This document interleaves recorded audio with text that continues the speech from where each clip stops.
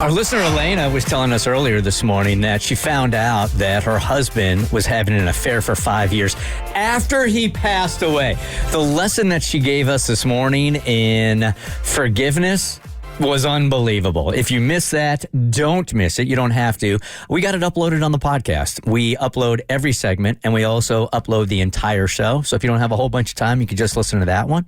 It's thebertshow.com/podcast. All right, we got to circle back with Carly here because Carly was a little miffed, I'd say. At the very least, she was miffed. Hey, Carly. Hey, how's it going? Good. All right. So just for those that didn't hear it on Friday, the response from your best friend when you asked her to be your maid of honor was not something you were expecting. No, she said, let me think about it, and that stunned me. Yeah, because you're assuming best friend, maid of honor, they're going to be excited. It's going to be unless there's a reason, they'd give you a reason. And we went around the room, and every single one of us came up with a slew of reasons. Cassie, who unfortunately is not here today, threw out that, well, maybe she's got something going on with she thinks something's going on with the groom, or she's got something going on with your groom, or like she knows he did something nefarious, and that's why. So that one was out the gate. I was just like, maybe she knows she's not a good party planner and she doesn't want to disappoint you because maybe you have high expectations when it comes to like your bridal shower or your bachelorette party. Would most women, when asked to be the maid of honor, knowing that they're not like detail oriented, like you're saying, initially say that? Yes. Or would they say yes and then come back and go, all right, I'm going to circle back with you. You know I'm not great at details, right? I mean, my friend, it was out the gate. Like it was, and I was like, don't worry, B's going to help you. Okay.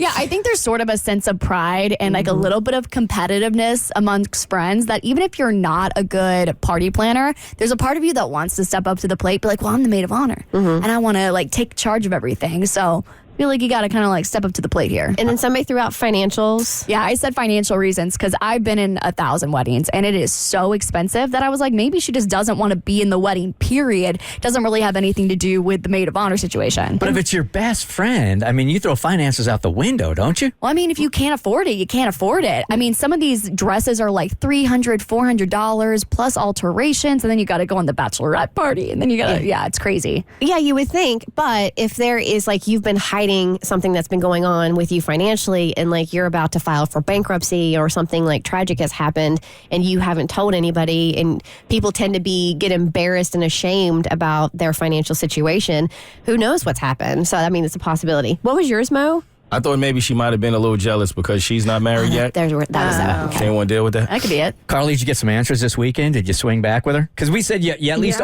before you started looking for somebody else, we said, you know what? If she's your best friend, you should check in with her one more time before you move on. Yeah, so I did. And, again, I was a bit shocked by her response. So I, just circled back to be like, hey, have you thought about it? And she was like, yeah, I thought about it. I'll do it. Okay, if I have to. I just need to. Right. It's like there's something about this attitude, the hesitation. And I just said to her, like, I want to know what you needed a week to think about. And so she started by saying, like, well, it's a lot of money to be a bridesmaid or a maid of honor. And then she said, I guess I just didn't realize we were that close. Oh. Yikes. Oh, ouch. We didn't throw that possibility out there. Ouch, ouch. That really didn't even occur to me as something that could be the answer. And again, I didn't even really know what to say. I was like, oh, I thought of you as my closest friend since high school. And she was like, yeah, I'll do it. And so we left it at that. But now the more I think about that, the more this doesn't sit right with me. Well, yeah, it shouldn't. How can there be such a discrepancy where you guys think that you're best friends and she thinks that you're not close at all? But on Friday, you were telling us, like, this is the person that you confide in, that when things go wrong, she's like the first person you call. She's like a sister to you. How can she not feel that? I don't know. And, like, I think I said something about how we don't see each other as often as we did. But I guess to me that didn't make us any less close, but clearly it did on her end. So I actually can understand how this can happen because there are people who are very nostalgic and will hold on to like the memories from the past. And then there are people who are very much in the present and what you are to me now. And that was something that I took into account when I was planning my wedding and who I was inviting. I have some wonderful friends from the past who I shared some really good times with. But if I haven't like spoken to you in a year, or like if I don't see you on the regular, you didn't get an invite to the wedding. And there was one person in particular, like she Facebooked DM me and sent me her address. And I literally had not seen her and laid eyes on her in 15 years. Oh my gosh. But we were really good friends in college, you know, like a college room.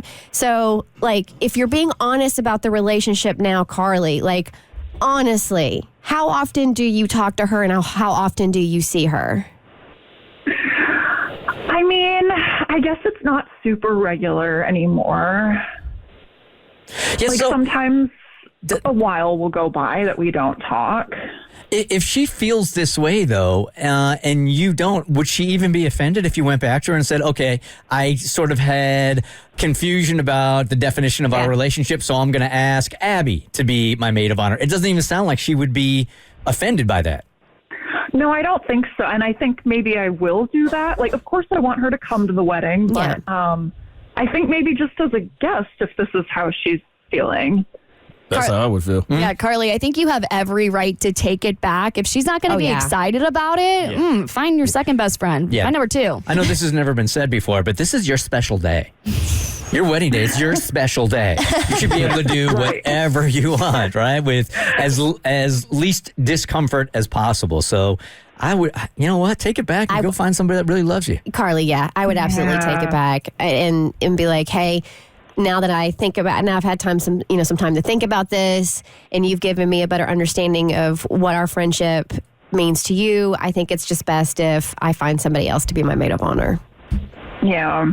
And it's such a bummer that like this is how I found out. I know. Sure, we'd find out imagine. how she feels about our relationship, but it is what it is. Go have a special day, okay? Better you know now. All right, Carly, bye-bye. Congrats on the engagement. Congrats, yeah. See you now.